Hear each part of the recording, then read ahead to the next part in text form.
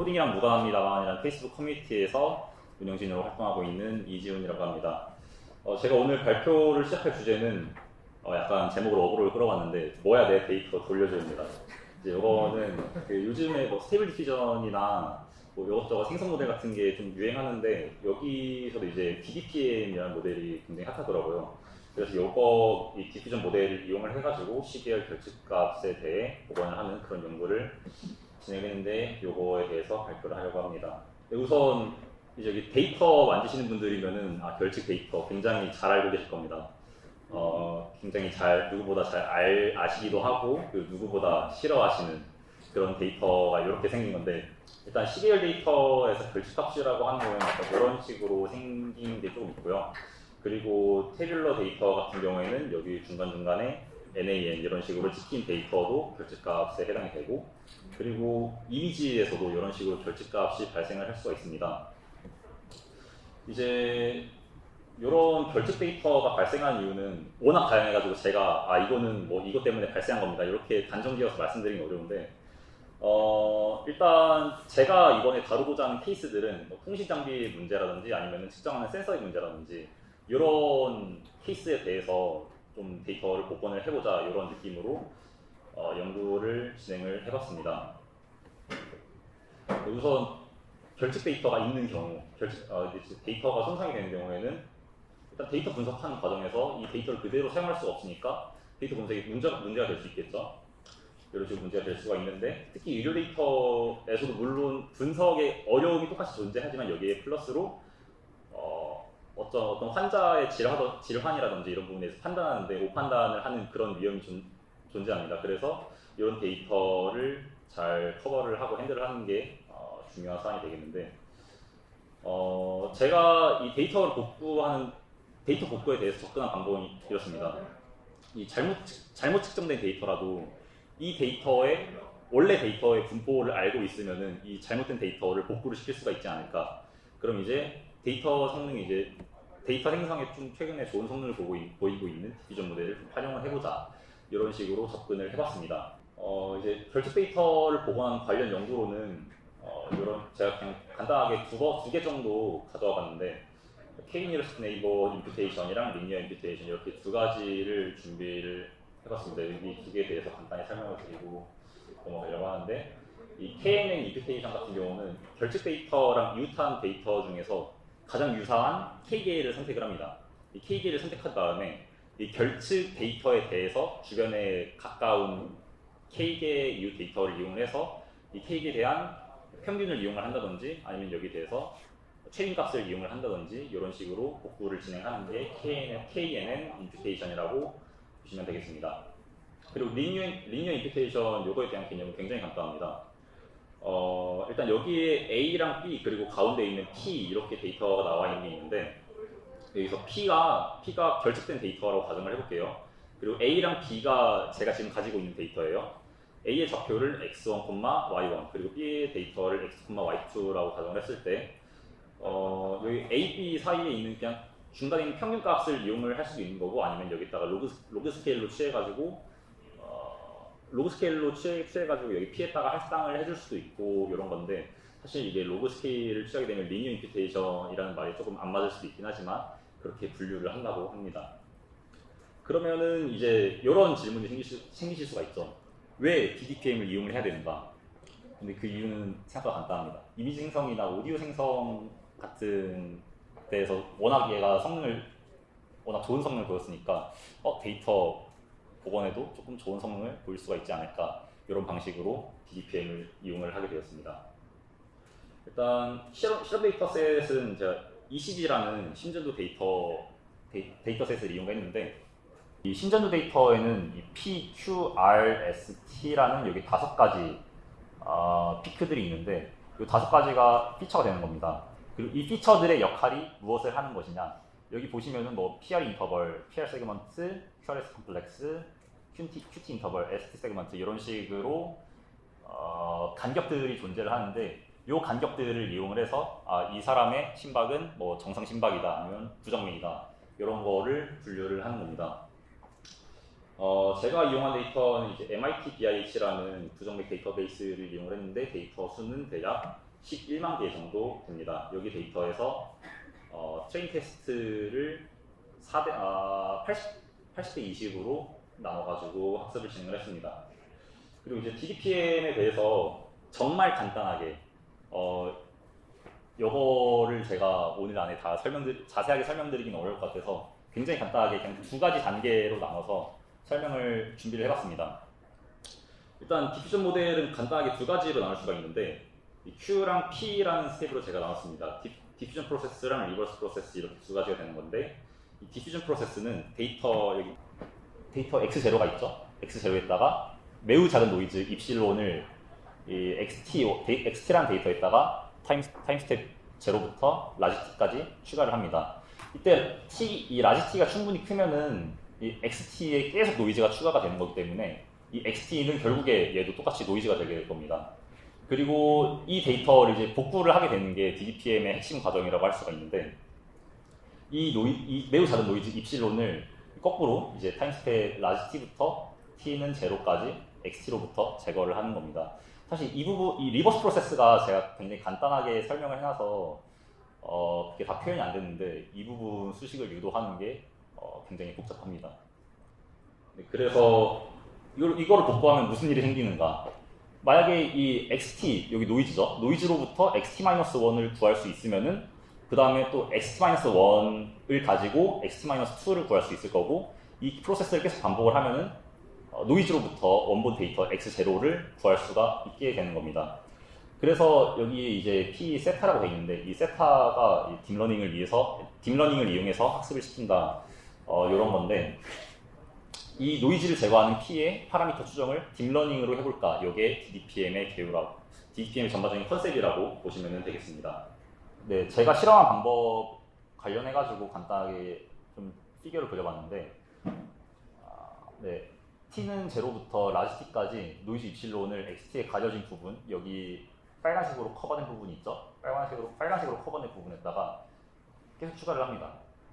이때 가려지는 부분은 무작위로 선택을 합니다. 이때 파란색 데이터가 원본 데이터고 주황색 부분이 가려진 부분, 이런 식으로 가려진 부분의 데이터인데 여기서 보시면은 여기선 분명히 3개가 결측치가 존재하는 건데 여기 모델에 들어가는 값을 보시면은 3개가 아니라 하나, 둘, 셋, 넷, 다섯 이렇게 5개가 들어가 있죠. 요거는 다음 슬라이드에서 말씀을 드릴 건데 모델에서 임의로 데이터를 손상을 시킵니다. 이 모델에서 데이터를 임의로 손상시키는 이유가 이 다양한 위치에서 결측된 데이터에 대해서 학습을 하게 되면은 모든 위치에 대한 정보를 얻을 수 있을 거기 때문에 그러한 이유로 이런 식으로 실제 결측값은 3개지만 모델에 들어가는 결측 데이터는 5개 이런 식으로 들어가는 거라고 보시면 될 것 같습니다. 그래서 여기 스텝 1에서 노이즈를 추가를 한 다음에 스텝 2 이제 추가한 노이즈 제거해야죠.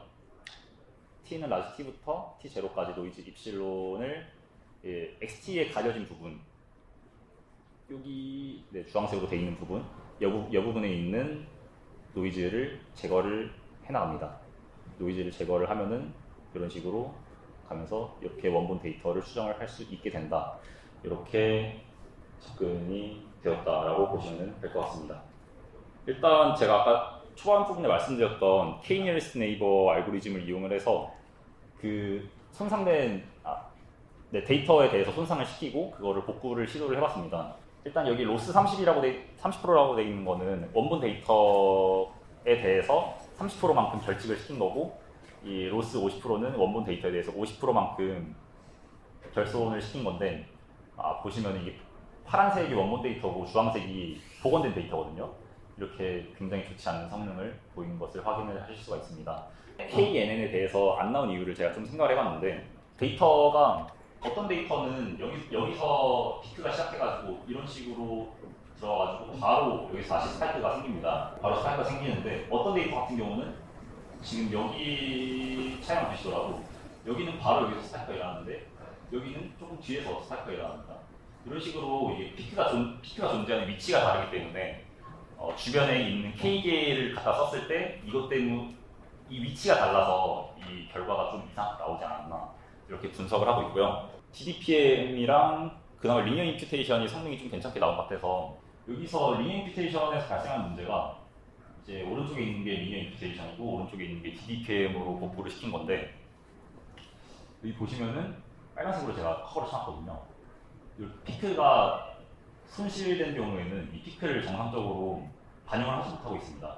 그냥 여기 파란색 들어간 다음에 여기 파란색 여기 가운데 연결한 게 여기서 복구한 거고 또 여기 점이랑 여기 점 가운데 이은 게 복구한 거고 또 여기랑 여기 이은 게 복구한 거고 이런 식으로 진행이 되는 건데 그런 식으로 되다 보니까 제가 아까 이렇게 피크가 손실이 된 경우에는 이 피크에 대한 정보를 정상적으로 반영을 할 수가 없게 됩니다. 근데 디퓨전 모델을 이용을 해가지고 복구를 한 경우에는 이 피크가 손실이 된 경우에도 이 피크에 대한 정보를 잘 반영을 하고 있습니다. 여기서는 이제 모두 다 반영을 하지는 못했지만 여기 빨간색으로 커버친 이런 부분에 대해서는 굉장히 좋은 성능을 보이고 있습니다. 사실 여기서 웬만한 데이터들이 시작할 때 다 여기 1에서 시작을 해가지고 시작하자마자 또 0으로 찍습니다, 바닥으로. 그래가지고 이런 것 때문에 아마 DDPM이 조금 성능이 더 좋게 나온 걸 수도 있지 않을까 이런 생각을 하고 있긴 한데 전반적으로 피크가 결손이 되는 경우에도 이러한 정보를 잘 복구를 하고 있기 때문에 이런 부분에서 굉장히 괜찮은 접근 방법이지 않을까 그렇게 생각을 했습니다. 그리고 이번에는 이제 데이터의 데이터 50% 정도 손실이 된 케이스인데요. 여기서 보시면은 아까랑 똑같이 이런 식으로 피크가 반영이 아예 안 됩니다. 네, 이거는 그냥 그 정상 데이터의 두 개 가운데 그냥 점을 이은 거기 때문에 피크가 결손되는 경우에는 그거에 대해서 반영을 못하죠. 근데 그 DDPM 같은 경우에는 피크가 아예 없어지는 경우에도 이런 식으로 복구가 되고 있습니다. 근데 아까 제가 말씀드린 거랑 동일하게 이런 부분에 대해서는 정상적으로 반영이 되고 있지 않은데 이 부분이 이제 제가 그렇게 생각하게 된 결정적인 원인이거든요. 이제 피크가 생기는 위치가 다르니까 그것 때문에 나중에 생긴 피크에 대해서는 정상적으로 복원이 안 되는 걸 수도 있지 않을까. 그리고 이거는 이제 로스 값인데 여기 50% 결손된 경우에도 동일하게 리니어 임퓨테이션이 DDPM보다 더 좋은 성능을 보이고 있는 것을 확인할 수가 있습니다. 네, 그래서 이 결론인데 디퓨전 모델을 이용을 해가지고 CGL 데이터를 복원을 했을 때 최대 50%까지 손상된 ECG 신호를 복원을 시킬 수가 있었습니다. 그리고 이런 식으로 그 값이 소실된 경우에도 좋은 성능을 보이지만 이런 부분에서는 가끔씩 정상적으로 복구를 못하는 모습이 보이기도 하죠. 전반적으로 근데 그 값이 소실된 경우에도 리니어 임퓨테이션보다는 전반적으로 좋은 복원 성능을 보였습니다. 근데 이제 한계점으로는 제가 이거를 70%까지 손상을 한번 시켜봤어요. 70%까지 손상을 시켜봤는데 여기서부터는 이제 PQRST 피크가 전부 다 나가니까 복원을 잘 못 시키는 거예요. 여기 왼쪽이 DDPM으로 복구시킨 거고 오른쪽이 리니어 임퓨테이션으로 복구를 시킨 건데 여기 보시면은 굉장히 띄엄띄엄 돼 있는 거를 확인을 하실 수가 있죠. 근데 이게 사실 데이터를 70%나 손상을 시켜놓고 여기서 원본 데이터를 알고 싶다 하는 거는 너무 욕심인 것 같긴 한데 그래도 일단 70%까지 손상이 됐는데도 복구를 시킬 수 있다는 거는 좋은 거니까 그래도 한번 시도를 해봤는데 여기 이런 케이스에 대해서는 복구가 안 되더라 이런 결론을 내릴 수가 있었습니다. 네, 그리고 이것도 아까 제가 초반에 말씀드린 그거랑 비슷한데 값이 다 결집된 위치가 다르니까 그게 이건 다른 거네요. 그 값이 뭉쳐져가지고 이게 데이터가 그냥 띄엄띄엄 이렇게 손실이 되면 상관없는데 여기부터 여기까지 통째로 손실이 되면은 이런 부분에 대해서는 잘 복구를 시킬 수가 없었습니다. 네, 그래서 이제 좀 다음번에는 이런 방향으로 연구를 해봐야겠다 이거를 좀 생각을 해봤는데 일단 제가 이용한 데이터셋이 부정맥 데이터셋인데 여기에는 정상 심박이랑 부정맥 요게 두 가지가 모두 포함이 되어 있습니다. 이 부정맥 중에서도 뭐 조기 심방세동 뭐 이런 식으로 한 6개인가 그런 식으로 분류가 되어 있는 걸로 알고 있는데 결국에는 중요한 건 이 데이터를 실제로 사용을 해야 되는 거잖아요. 그래가지고 다음번 연구는 이제 이 복원된 데이터셋을 이용을 해가지고 이거로도 부정맥을 잘 분류를 할 수가 있을까? 이거가 일단 제 첫 번째 추후 연구 방향이 되겠고요. 그리고 저희가 최근에 연구실에서 EEG라고 해서 뇌파 관련된 그런 연구를 진행을 하고 있습니다. 근데 이 EEG 같은 경우도 이제 저희가 사실상 전극을 뇌에다가 꽂을 수 있으면은 이렇게 노이즈 없는 데이터를 얻을 수가 있겠지만 사실상 저희가 이게 뇌에다가 전극을 꽂지 못하잖아요. 그래가지고 이제 약간 모자같이 쓰는 그 뭐라고 하죠? 그 약간 스카프 같은 거를 머리에 둘러 쓰는 그런 형태로 쓰는 게 있는데 아무튼 그런 식으로 이미지를 측정을 합니다. 근데 이렇게 측정이 되는 경우에는 노이즈도 발생하기 쉽고 그리고 데이터가 결집이 되는 경우가 존재해가지고 사실 이게 그냥 ECG처럼 여기 팔이랑 다리에다가 그냥 전극 붙이고 바로 측정을 할 수가 있으면은 그것도 솔직히 귀찮지만 그래도 이렇게 머리 다 쓴 다음에 뭐 하고 하는 것보다는 측정이 간단하잖아요. 근데 요거는 한번 측정하기도 귀찮으니까 기왕 일단 맨 처음에 다시 말씀드릴게요. 그 측정된 데이터에 대해서 결집값이 발생을 했더라도 요거를 복원을 시켜가지고 잘 쓸 수가 있으면은 괜찮지 않을까. 거기 플러스로 뇌파로 멀티 채널 데이터를 이용을 하거든요. 뇌파가 이제 뭐 이쪽에서 나오는 전기 신호도 있을 거고 여기서 나오는 전기 신호도 있을 거고 여기서 나오는 전기 신호도 있을 거니까 이걸 단일 채널로 하는 게 아니라 여러 채널을 이용을 합니다. 여기는 이제 9채널로 나와 있는데 뭐 저희가 쓰는 거는 16채널 이렇게까지 올라가고요. 이렇게 멀티 채널 데이터에 대해서도 데이터를 복원을 시킬 수가 있을까? 이게 제 추후 연구 방향이 되겠습니다. 네, 이제 마지막으로 저희 커뮤니티 잠시 홍보하고 질문 시간 갖도록 하겠습니다. 네, 저는 이제 페이스북 커뮤니티 코딩이랑 무관합니다만 그룹의 운영진으로 활동을 하고 있고요. 이게 그룹이 어떻게 하다가 생긴 거였죠? 유성훈 대표님 잠시 마이크 넘기도록 하겠습니다. 네, 이거는 그러면 이따가 잠시 하는 걸로 하고, 네, 저희 커뮤니티에서는 이름은 이제 코딩이랑 무관합니다만이지만 사실은 그렇지 않은 모순적인 커뮤니티입니다. 네, 저희 연구실에서는 지금 원래는 신호 처리 쪽을 많이 하다가 최근에 뇌과학, 생명과학 이런 쪽 연구를 진행을 하고 있고 지금 3세 뉴로모픽 모델이라고 하는 스파이킹 뉴럴 네트워크 관련된 연구를 진행을 하고 있습니다. QR이나 BCM을 구글에 검색하시면 나오니까 관련 연구 확인을 해보셔도 좋을 것 같습니다. 네, 이상으로 발표 마치겠습니다. 네, 저는 윤성국이라고 하고요. 코딩이랑 무관합니다만 많이 사랑해 주시고요. 코딩이랑 무관합니다만은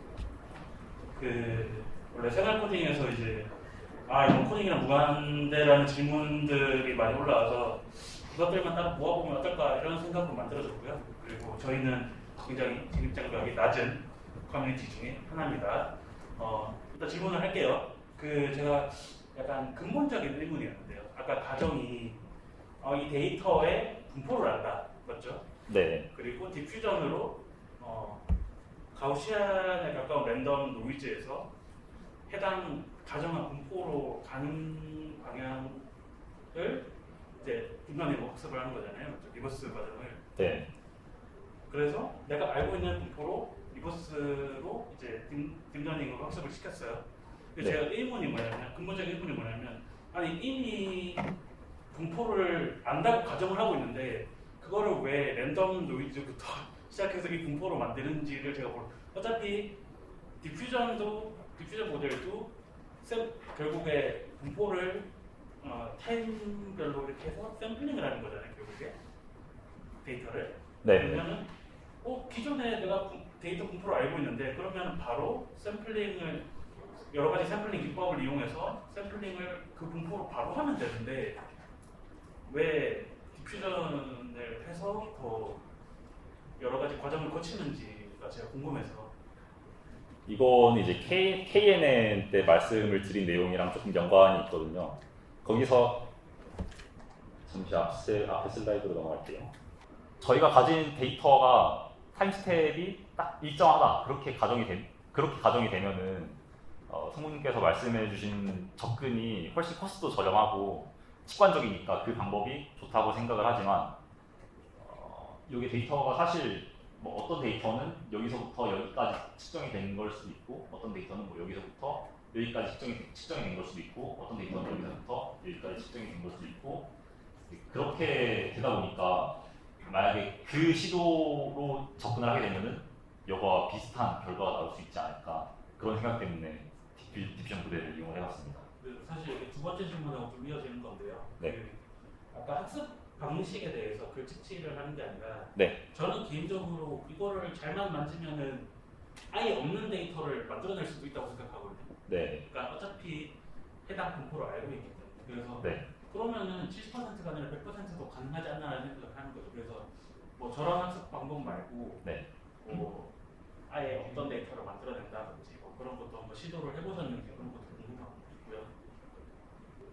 질문이 이제 여기 노이즈에 대해서 여기 이 결측치에 대해서만 네, 결측치 플러스 모델에서 임의로 손상시킨 데이터만 복구를 하는 게 아니라 이 데이터 전체를 노이즈를 플러스를 해가지고 복구를 시킨다. 요거를 말씀하시는 건가요? 그러니까 네 그것도 가능하고 뭐 네. 예를 들면 어차피 저 지금 존재하고 있는 데이터는 컨디션으로 들어가는 데이터니까 네네.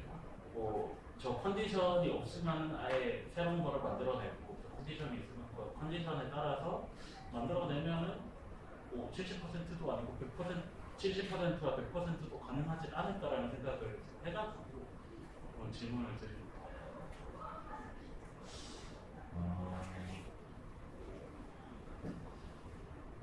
그 부분에 대해서 지금 생각을 잠깐 해봤는데 그건 여기랑 약간 이어질 수도 있지 않을까 하는 생각이 있거든요. 여기는 이제 easy라고 나와 있는 거지만 근데 그거는 조금 다른 느낌으로 기대하고 있겠습니다. 해주시길 바라겠습니다.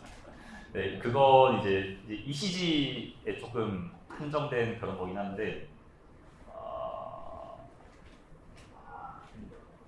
PPG라고 해가지고 그 리모트 PPG라는 게 있습니다. 이거는 내용이 너무 추가되는 것 같아가지고 좀 간단히 말씀을 드리면 PPG라고 해서 손에다가 장치를 연결해서 생체 데이터를 측정을 하는 게 있는데 요거를 손에다가 장치를 꽂는 게 아니라 얼굴 사진을 찍어서 여기 이제 목에 나오는 동맥을 인식을 해서 요거로 PPG를 측정을 하는 그런 게 있습니다. 그런 방향으로 이제 ECG 같은 경우에는 그런 방향으로 접근을 하는 게 조금 더 일단 좋을 것 같다라는 생각이 드는 부분이 있고요.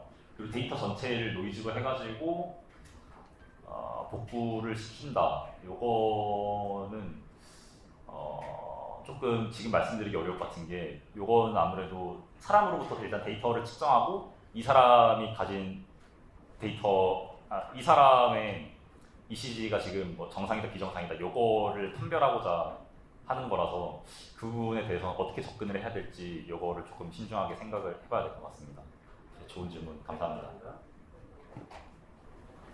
네, 발표 너무 흥미롭게 잘 들었고요. 네. 질문이 두 가지 정도 있는데요. 네. 발표 내용 말씀해 주신 걸 들어보자면 DBPM이랑 리니어 모델 중에서 DBPM 모델이 원데이터 패턴 복원을 더 잘하는 것으로 네. 저는 생각을 했는데 선호평가 지표를 보면 반대되는 네. 결과인 것 같아서 네. 이게 왜 그렇게 나왔는지 궁금하고 어떻게 해석을 하셨는지 그 부분이 좀 궁금하고요. 두 번째 질문은 신전도 같은 경우는 기대 이상이 가면 규칙적으로 결측지가 발생할 가능성도 있다고 생각이 되는데 네. 랜덤 미싱이 아니라 규칙적이거나 구조화된 미싱은 혹시 고려하지 않으셨는지도 궁금합니다. 네, 일단 첫 번째 말씀해주신 이 부분에 대해서는 요 부분은 아직 분석 못했습니다. 요 부분은 거기까지는 결론을 아직 못 내려가지고 일단 지금 당장 결론으로는 DBPM을 이용을 해서 복원을 하는 게 리니어 임퓨테이션보다 피크에 대한 복원 성능이 더 좋다. 여기까지만 일단 결론을 내린 상태고요. 두 번째 말씀을 해주신 질문이 랜덤 미싱이 아니라 똑같은 타임스텝에서 발생하는 데이터 미싱 그거를 말씀하시는 건가요? 네, 맞습니다. 네, 그거는 제가 좀 최근에 쓴 논문인데 거기에다가 적은 거라서 아직 여기다 내용을 추가를 안 했는데 그 부분에 대해서는 이제 복구를 할 수 있는 방법이 없습니다. 왜냐면 그 부분의 데이터, 만약에 저희가 갖고 있는 데이터가 그 부분에 대한 분포도 알고 있다 이렇게 되면은 주기적으로 뭐 똑같이 뭐 그 장치에서 여기랑 여기가 미싱이 되는데 원래 갖고 있는 데이터가 원래 알고 있는 정보가 여기 전체에 대한 정보면은 여기랑 여기 이렇게 똑같이 계속 미싱이 되더라도 복구를 할 수가 있습니다. 근데 애초에 여기에 대한 분포를 모르면은 그거는 조금 어렵지 않을까 싶은데 이런 식으로 이제 사이트가 튀는 주기가 다르다 그렇게 접근을 하게 되면은 그 부분에 대한 정보가 뭐 그 장치에선 여기에선 미신이 발생하지만 실제로 여기에 있는 정보랑 여기에 있는 정보가 뭐 다음번 타임스에서 다음번 측정할 때는 뭐 여기랑 여기에 존재할 수도 있는 거고 뭐 여기랑 여기에 존재할 수도 있는 거고 이렇게 되다 보니까 그렇게 생각하면은 충분히 그거에 대해서도 해결이 가능할 거라고 생각이 듭니다. 네, 감사합니다. 네, 질문 감사합니다. 마무리를 해야 될 것 같은데 혹시라도 여기 관련 연구 궁금하신 분들께서는 그 IEEE 익스플로어의 Restoration of Time Series Medical Data 이렇게 검색을 하시면은 아마 논문이 하나가 나올 텐데 그거를 참고를 해주시면은 네, 될 것 같습니다. 이상으로 발표 마치겠습니다. 감사합니다.